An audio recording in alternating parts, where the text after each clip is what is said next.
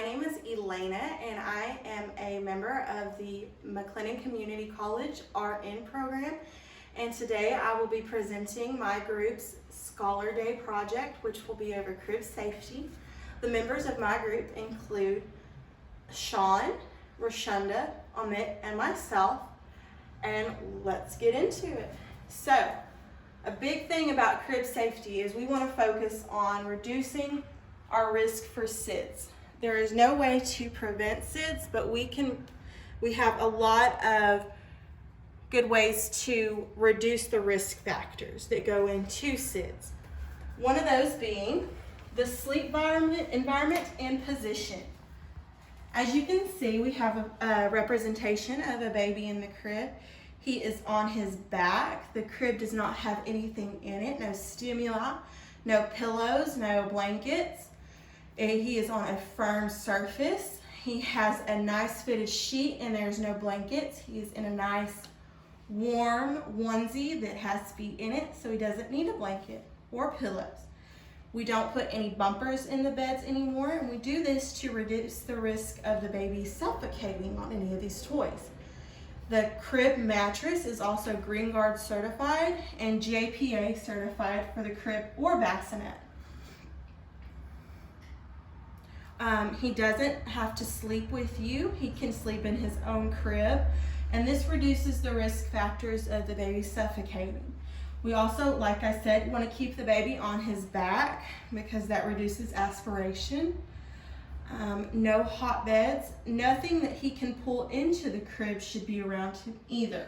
He doesn't have any cords. There's no mobiles that I see that could be brought into the crib, because while they look cute, they do increase the risk of the baby choking. Right from that, I want to go into talking about what you should be looking for when buying a crib or getting a crib, since a lot of us receive them from family members, and that's fine, but we want to make sure that they still follow the crib safety guidelines. This includes no chipping paint. We want to make sure that the crib is at the proper depth for the baby, and this can get deep. The cribs now can get deeper as the baby gets older to reduce the risk of them crawling out. We want to make sure that there is not a drop side on the crib, because that can cause strangulation. And also, as you can see, there's little slats in the bed. You want to make sure that there are no more than 2 3/8 inches between each slat, which is roughly about the size of the round part of a soda can. You want to make sure that there is no protruding hardware, nothing is missing, and that you follow the assembly steps to the T. We want to make sure that there are no ornate cutouts or anything that the baby could stick their head through. We want to also make sure that the mattress sits firmly in the crib and that it has the proper supports underneath. Moving on, I want to talk about how to keep your baby's crib clean. This is very simple and only requires hot soapy water, nothing with too harsh of chemicals, because your little one's mouth is going to be anywhere they can put it. Finally, another thing that I want to talk about is knowing how to get information and the stats of why this is so important. 284 infant deaths resulted between the years of 2012 and 2014 from crib-related injuries. Another 12,200 ER visits happened during that time. And I don't know about you, but I do not want to be spending my day sitting in the ER for something that I could easily prevent by just simply not having anything in the crib. Crib injuries result in the #1 nursery item. This is something like the changing table and the nightstand. This is the #1 most injury-related item in a child's room. As you can see, we have some statistics presented in front of you that show that 73% of moms that have been surveyed have said that they've put something in their baby's bed.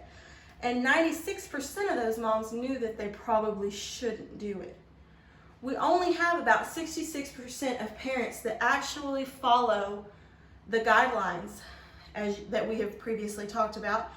And I really hope that one day we can get that number a little bit higher, because this is just simple, easy steps to keeping your baby safe. You know, if we can't do anything else, we want to make sure that they are able to sleep safely.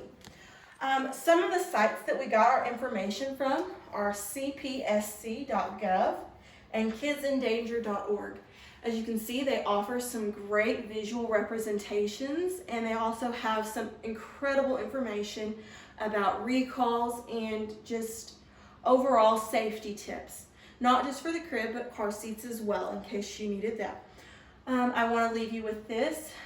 Let's just try to keep our babies safe. We spend a lot of time making them.